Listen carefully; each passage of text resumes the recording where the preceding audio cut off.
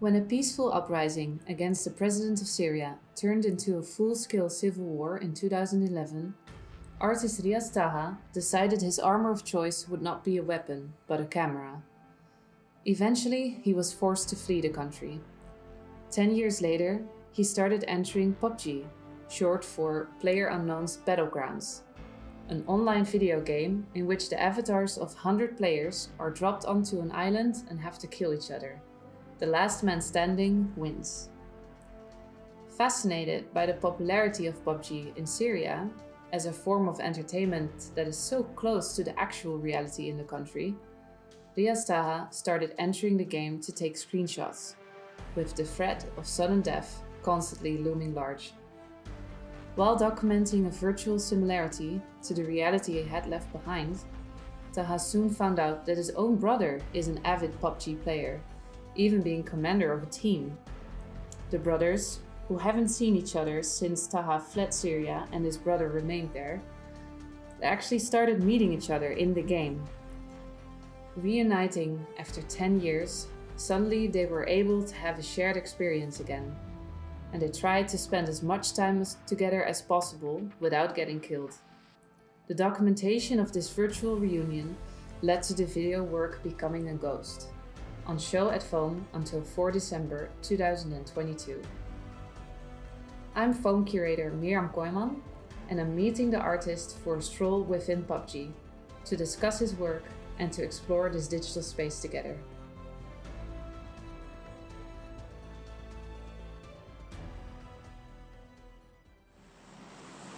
It feels like I'm on a holiday with you. Yeah, yeah, and for me, it looks interesting to see the map from this airplane. I think we have to count, and then we jump all together. Okay, hopefully not into the water. Oh, I see you. Yeah, There you go. I'm going super fast. I have the feeling that I'm not going to land where you will be dropped. No? So I think we will have to find each other. Oh, the museum was passing me by.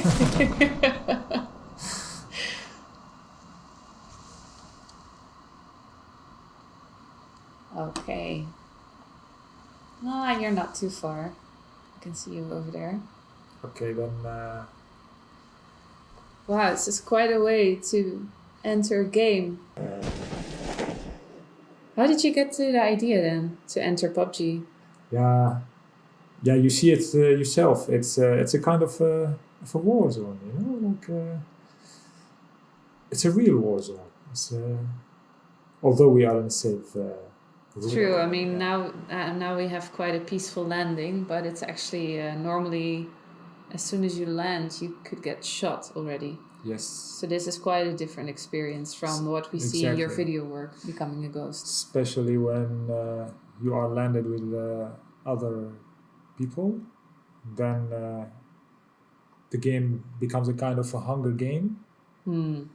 Where everybody tries to pick up the first weapon and start shooting, and yeah. But that's something you never did. You decided never to pick up weapons. It's true. And yeah. you even decided never to dress yourself. So Yeah. oh, Yeah. by the way, I see a vehicle. Yeah. Oh, I can enter it, but maybe the museum can take us for a drive. The only thing is, I don't know where the museum is, and I don't know where you are. Oh, this is you. Hello. Hey, I see a naked man running It's towards true. me. Yeah. Hello. Hey. Hello there. Hello. I think we can just wait the museum to come. Yeah. And meanwhile, we can have a conversation. Yes. Why are you naked? Vulnerability is something real. This is not virtual, and to be vulnerable in a virtual space, the idea was very interesting to me, and I decided not to carry a weapon. Because for me, the platform is designed for shooting, and the normal reaction would be reshooting. And the question came to my mind, what will happen if I will enter a shooting video game without a weapon? Mm-hmm. So basically, would you say you entered a shooting video game without a weapon? Did you enter PUBG as a photographer? Because what you did do was taking screenshots. Yeah, I would say I entered PUBG as a researcher because the game meant to me as a kind of a research field. And although I was represented by an avatar, but it felt for me as I'm entering an actual space. So in other words, I tried to put my body into research. Yeah, because actually, what was it like for you to step into a simulation of a past reality that you very consciously left behind? Yeah. Wasn't easy, honestly, especially that the game is very famous with its audible system. So the war manifestation is very, very well presented when it comes to sounds. And for some people who had experience with the actual war, it might feel the same. So it wasn't easy. Look, we're being picked up. Do we both fit on this thing? No, I think. Okay. The museum brought another car, which is a good sign. There are two cars, so are you going to hop onto the one of the museum and I drive the other one? Yeah, why not? Let me see. Hopefully the museum was good. And hopefully I can manage to follow, because I'm not sure if I'm such a good driver, but at least then you can just focus on the conversation. Yeah, but I think you have to sit in the driving seat. Oh damn. Okay. Another trial. F you drive. There we go. So you started entering the game. You started taking screenshots. Well, you were also kind of forcing yourself into this very difficult situation in which you were confronted with the traumas of your past. So, still, what were you trying to do, and what were you trying to document as a researcher in the game? Entering the game meant to me as entering a war zone that I left with a lot.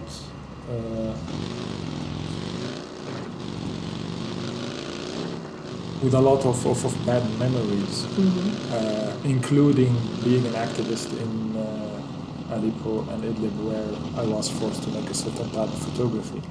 So the game... Forced by reality, you mean? Yeah, so for me the game gave me the chance to... Because I didn't like what I did, or like what I was forced to do. Talking about making images specifically, not being there. So entering the game meant quite a lot to me to revisit this past, and perhaps I can change something that I couldn't do in the past. Eventually, it developed to make screenshots of nature in a place where a lot of killings happening. Why do so many people enter the game? Because you enter the game to confront your past and change the experience that you had. So I think it's almost therapeutic, this playing this game, or at least going around in this game. But do you understand why this game is so popular in Syria? Because for many people, they still live in this reality, and as a way of relaxation, you would say, they go into a game where they are still confronted with this reality. Yeah, I would say it's very good question, and it's really difficult to answer because nobody knows why why people play such a game. But if I will put myself in the position of being there, having on daily basis having a war manifestation and having the death around all those people, at some point those people try to run to a reality like looks or mimic their realities with the possibility to change the death, because people die here and they have a chance to relive again. Yeah, actually, in the game they are in control. To some extent, at least. And hop into the car with us. Yes, I will hop to the car, but before I forget, it's very, very important to answer or to mention. Yes, it looks really nice. I would say like having a war manifestation every day, or imagine yourself having a war manifestation every day, and suddenly there is nothing. Silence becomes really scary. I heard a lot of stories about a lot of conflicts that were shifted from reality to be virtual, especially in this game. And I asked my brother whether he has an idea or he heard about something like that. And then, surprisingly enough, he said, "Yeah, I also played the game." At that time, I was involved in the game for at least like 4 months. 4 months already? Yeah, doing a lot of screenshots until the time where I knew that my brother also plays the game. And then I decided to put everything on the side and then just why we don't meet. Yeah. And what was it like? I mean, you haven't seen your brother in, well, at that time 10 years, by now already 11 years, because he still lives in Syria and you haven't been able to return. So, what was it like to meet him in the game? Because in a way, I can imagine it's not so much different from a phone call. You still cannot touch each other. You cannot really see each other. So, but still, yeah. if watching your video work, Becoming a Ghost, you can really feel that you're both nervous, you're laughing, and it's also quite emotional. Yeah, it was super strange feeling. I mean, it's really hardly to describe.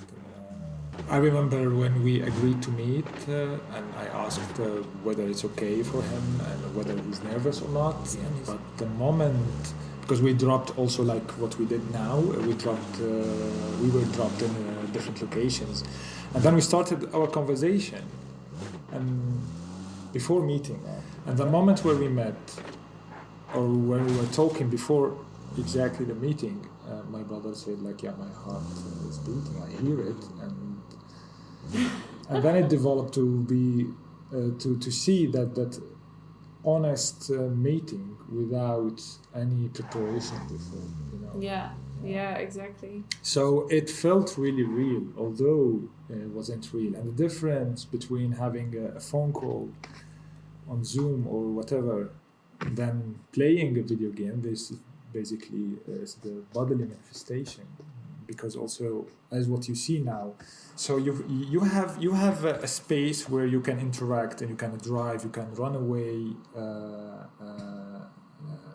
you can do activities like in the video where we went to one of the most famous places in Damascus. From the perspective of my brother, talking about fiction here, which was the scene where we had the time to swim. Because you went to that mountain that resembles a mountain in Damascus, right? Yes, it's true. Yeah. What's the name of this mountain again? It's called Qasim Mountain, or Qasim in Arabic. I think every person in the region knows about this mountain. And this mountain has a huge legacy in the collective memory of the people in that area. And it has also kind of emotional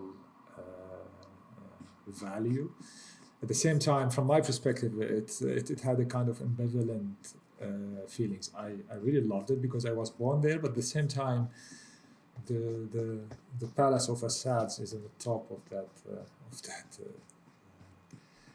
mountain. What you get from the video work is, even though we tend to make this distinction between reality and virtuality, the virtual is also really a space. This is really something that is being exemplified by your video work. Is that because suddenly the two of you are able to have shared experiences again, whereas that's not something that a phone call can establish. Absolutely. Like, take an example, the land that we are in now, which represents 3,600 square kilometers. So it's a territory. And what was interesting, I met a lot of people in the exhibition space where they asked me where exactly this country is. I'm a little bit distracted. I'm afraid that I will die. So yes, I think I'm trying to be in the center. And reaching the end of our conversation, and before the blue zone ultimately kills us. I don't know.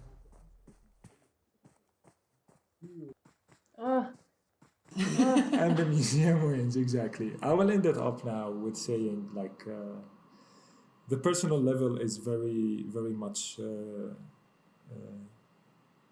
represented in this work, and the personal layer is obviously is there, but also I hope the work itself explains more complexities, like war complexities, like diaspora, like it's not just about me and my brother, it's about a lot of other people who are in the same situation. I hope that the work developed and delivered an ambiguous language that everybody can understand and everybody can relate to, despite the locations, despite the backgrounds.